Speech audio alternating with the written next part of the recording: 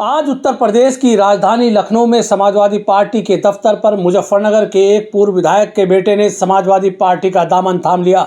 यानी उन्होंने भारतीय जनता पार्टी को टाटा बाय बाय कर दिया और समाजवादी पार्टी में शामिल हो गए। इनके शामिल होने के बाद से जहां भारतीय जनता पार्टी को मुजफ्फरनगर में जोरदार झटका लगा है, वहीं समाजवादी पार्टी के कुछ नेताओं में भी बेचैनी बढ़ गई है। बेचैनी इसलिए बढ़ी है कि ये विधायक का ये पुत्र भी मुजफ्फरनगर की एक सीट से दावेदार हो सकता है। तो कौन ये विधायक के बेटे हैं जिन्होंने आज समाजवादी पार्टी के राष्ट्रीय अध्यक्ष अखिलेश यादव की मौजूदगी में समाजवादी पार्टी को ज्वाइन किया है और इन्होंने भारतीय जनता पार्टी को झटका दिया है। यानी भारतीय जनता पार्टी के जिला संगठन को, भारतीय जनता पार्टी के उन बड़े नेताओं को या तो भनक नहीं लगी और भनक भी लगी तो उन्होंने एक दलित चेहरे के तौर पर एक मजबूत चेहरे को भारतीय जनता पार्टी से विदा होने दिया। तो कौन ये विधायक के बेटे हैं, कहां इन्होंने समाजवादी पार्टी की ज्वाइनिंग की है, किस सीट पर इनके आने से समाजवादी पार्टी के नेताओं को दिक्कत महसूस हो रही है और भारतीय जनता पार्टी का साल 2027 के विधानसभा चुनाव में क्या दलित वोटों में नुकसान होगा। मैं राशिद अली हूं और आप हमारा चैनल खोज न्यूज देख रहे हैं। आपसे अनुरोध है कि आपने अगर अभी तक खोज न्यूज चैनल को सब्सक्राइब नहीं किया है तो कृपया पहले चैनल को सब्सक्राइब कर लें, लाइक करें और कमेंट बॉक्स में कमेंट करना ना भूलें। मुजफ्फरनगर जिले की एक विधानसभा सीट है चरथावल साल 2012 से पहले सुरक्षित विधानसभा सीट मानी जाती थी और 1991 से साल 2007 तक इस सीट पर भारतीय जनता पार्टी के टिकट पर अगर कोई चुनाव जीता है तो वो 2 बार चुनाव जीतने वाले विधायक का नाम है रणधीर सिंह।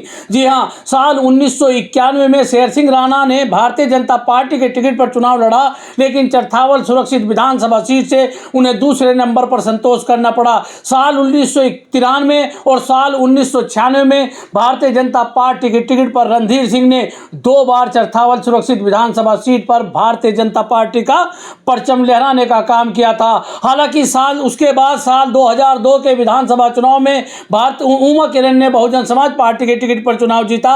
साल 2007 में बहुजन समाज पार्टी के टिकट पर अनिल कुमार ने चुनाव जीता, लेकिन भारतीय जनता पार्टी के हिस्से में चरथावल सुरक्षित विधानसभा सीट पर साल 1991 से साल 2007 के बीच केवल रणधीर सिंह ही 2 बार चुनाव जीत पाए थे।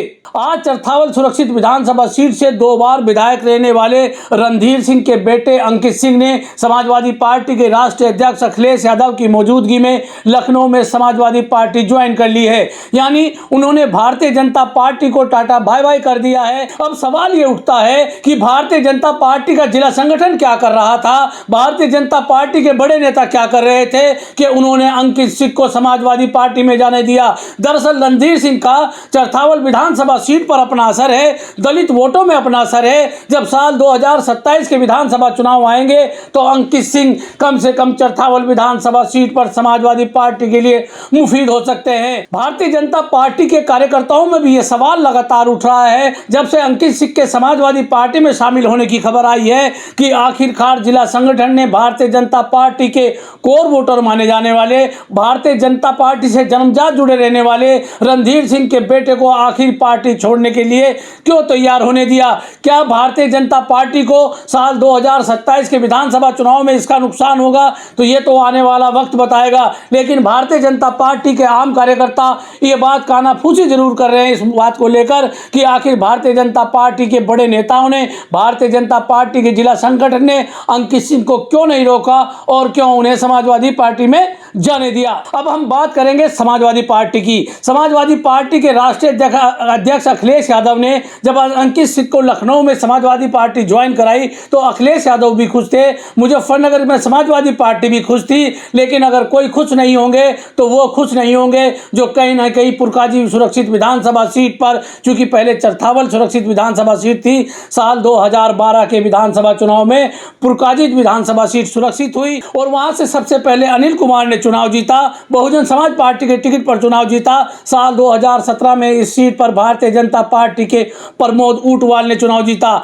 यानी चरथावल सुरक्षित सीट के बाद जो पुरकाजी सुरक्षित सीट हुई थी उस पर 2 बार रणधीर सिंह जरूर भारतीय जनता पार्टी के टिकट पर चुनाव जीते और 1 बार प्रमोद ऊंटवाल ने भी इस सीट पर जीत दर्ज की थी। उसके बाद साल 2022 के विधानसभा चुनाव में समाजवादी पार्टी और राष्ट्रीय लोकदल का गठबंधन हुआ और अनिल कुमार को राष्ट्रीय लोकदल के टिकट पर चुनाव लड़ाया गया और वो चुनाव जीत गए थे। वर्तमान में वो उत्तर प्रदेश की योगी सरकार में कैबिनेट मंत्री हैं। दरअसल अब हम मुद्दे की बात करते हैं कि समाजवादी पार्टी में बेचैनी क्यों है। समाजवादी पार्टी में तो बेचैनी नहीं है, लेकिन समाजवादी पार्टी के उन नेताओं में जरूर बेचैनी हो गई है जो पुरकाजी सुरक्षित विधानसभा सीट से समाजवादी पार्टी का टिकट चाहते हैं। कुछ समाजवादी पार्टी में हैं, कुछ समाजवादी पार्टी में एंट्री करना चाहते हैं। दरअसल उनको दिक्कत यह है कि अंकित सिंह को समाजवादी पार्टी के राष्ट्रीय अध्यक्ष अखिलेश यादव ने पार्टी ज्वाइन करा दी है, तो अब कहीं वो पुरकाजी विधानसभा सीट पर अपनी दावेदारी न कर दें और अगर उनको टिकट मिला तो उनकी तैयारियों का क्या होगा। दरअसल समाजवादी पार्टी के टिकट पर पुरकाजी सुरक्षित विधानसभा सीट पर सबसे बड़े दावेदार हैं जसबीर वाल्मीकि। जसबीर वाल्मीकि पुरकाजी विधानसभा सीट के रहने वाले हैं और अखिलेश यादव के नज़दीकी बताए जाते हैं, क्योंकि 2024 के लोकसभा चुनाव में समाजवादी पार्टी के राष्ट्रीय अध्यक्ष अखिलेश यादव ने जसबीर वाल्मीकि को हाथरस सुरक्षित लोकसभा सीट से चुनाव लड़ा दिया था।